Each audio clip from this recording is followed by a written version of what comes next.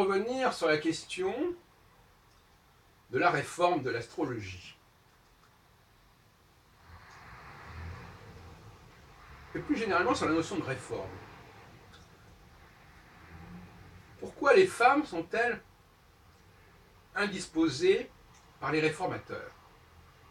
Je l'ai vu par les réactions de Laurence Larzul et de son petit clan. Parce que le réformateur, c'est le mal en fait, M-A-L-E, mais aussi le mal, M-A-L.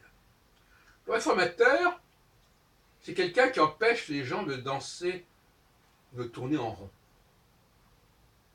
C'est quelqu'un qui veut prendre le pouvoir. Parce que le réformateur, c'est forcément quelqu'un qui est un pionnier, qui est un guide, qui propose des changements, et qui donc propose qu'on le suive. Et ça, c'est insupportable. Ne pas être pour la réforme, c'est empêcher ce genre de situation, de scénario. C'est empêcher ça. C'est éviter ce risque. On préfère à ce moment-là laisser les choses comme elles sont, on préfère le statu quo, où au moins tout le monde connaît tout le monde est d'accord sur tout, et il n'y a pas de gens qui prennent le pouvoir, Or, dès qu'il y a réforme, dès qu'il y a progrès, dès qu'il y a avancée, et qu'il y a changement dans les formulations, on va avoir une hiérarchie. Hiérarchie, au minimum, diachronique. C'est-à-dire, il y a ceux qui sont en avant, ceux qui montrent le chemin, et puis ceux qui vont suivre. C'est déjà insupportable. C'est insupportable. Parce que ça revient à la question du pasteur et de son troupeau, qu'on trouve d'ailleurs largement exposé dans les évangiles. On ne veut pas de pasteur. On ne veut pas de réformateur. On ne veut pas de quelqu'un qui vous dise « Voilà ce qu'il faut changer, suivez-moi, je vais vous montrer la voie, la bonne voie. » Non, on ne veut pas ça. Mais comme on ne veut pas ça, et comme on va donc maintenir forcément à tout prix le statu quo.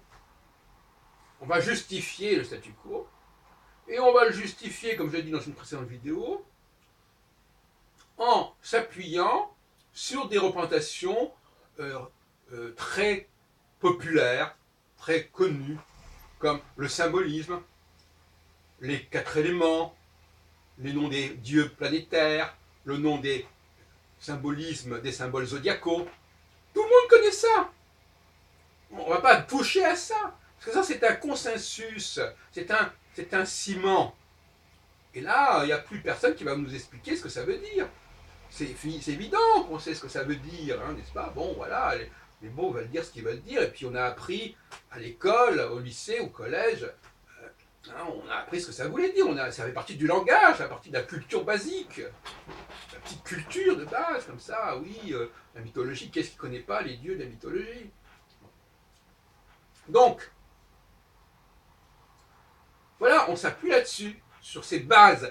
Souvent, les gens, les astronautes parlent des bases. Il faut préserver les bases. Voilà. Les bases, c'est-à-dire la base. C'est-à-dire la base d'une société, la base d'un parti politique, c'est la base, c'est pas les dirigeants, c'est la base. Ce mot, d'ailleurs, qui vient du mot bas, être en bas. La base, c'est ce qui est en bas. Et ce qui est en haut, c'est l'élite, c'est en haut. Le haut et le bas. Ce qu'on va dire à la table d'émeraude, si on peut dire. Passons.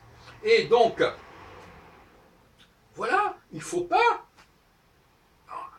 laisser parler ceux qui veulent changer les choses. Parce que ces gens-là, ils vont prendre le pouvoir. Ils vont se mettre à la tête du peuple. Et ça, c'est insupportable. Alors, à ce sujet-là, je remets là-dessus, vous savez que je travaille sur les cycles, cette cyclicité de la dialectique entre le peuple et ses chefs. Le peuple, ici, c'est le démos, D-E-M-O-S, qui a donné la démocratie, la démagogie, etc.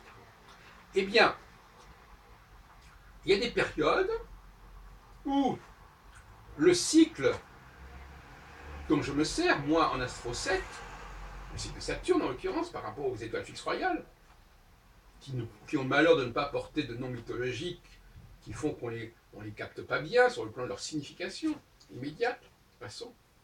Eh bien, voilà, il y a des périodes où le peuple ne veut pas entendre parler d'un quelconque leadership. Les leaders doivent se mettre au service du peuple, doivent représenter le peuple, mais c'est tout. Mais il y a d'autres périodes où c'est le contraire, où le peuple demande, on le voit dans la Bible, dans le livre des juges, donne-nous un roi, donne-nous un chef, qui va nous guider, qui va nous montrer le chemin. Et même dans le christianisme, il y a cette idée de chef, bien évidemment.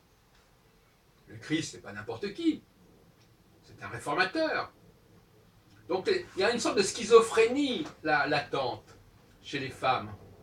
Tantôt, elles refusent le chef, l'image du chef, l'image du réformateur, et tantôt, elles vont vers ce chef, etc. Et c'est une schizophrénie qui fonctionne sur le plan cyclique. Tantôt, elles sont dans une tonalité, tantôt, elles sont dans une autre tonalité, alternativement. Et par un processus de la lêté, c'est-à-dire de l'oubli, quand elles passent d'une phase à l'autre, eh elles oublient qu'elles ont eu telle attitude précédemment. Elles brûlent ce qu'elles ont adoré, ou elles adorent ce qu'elles ont brûlé. Donc elles sont, c'est pas facile, hein, le psychisme féminin, il est complètement clivé. Donc, effectivement, ce débat, j'en parlais ce matin à propos du terrorisme, où il y avait des dames qui disaient ah oui, mais ces terroristes, il ne faut pas donner leur nom, il faut même mettre leur image, parce qu'ils veulent se faire connaître, ils recherchent la notoriété, donc on va les plonger dans l'anonymat. On va les punir en les remettant dans l'anonymat, on va les castrer en quelque sorte. C'était très intéressant d'entendre ces braves dames discuter là-dessus, sur le fait qu'il fallait ramener ces personnes à l'anonymat. Je ne suis pas en train de défendre le terrorisme, mais je dis que le terrorisme, c'est avant tout des gens qui essaient de se mettre en avant. Et le fait de se mettre en avant n'est pas en soi déplorable, n'est pas en soi une mauvaise chose, puisque l'histoire montre à quel point il y a eu des gens qui se sont mis en avant, à la fois sur le plan politique, sur le plan scientifique, sur le plan artistique, donc ce n'est pas le débat en soi. Mais à travers cette question du terrorisme, on remet en question cette image du mal, M-A-L, accent arabe L-E, en l'associant à l'image du mal, M-A-L, voilà. Tout ça n'est pas insignifiant.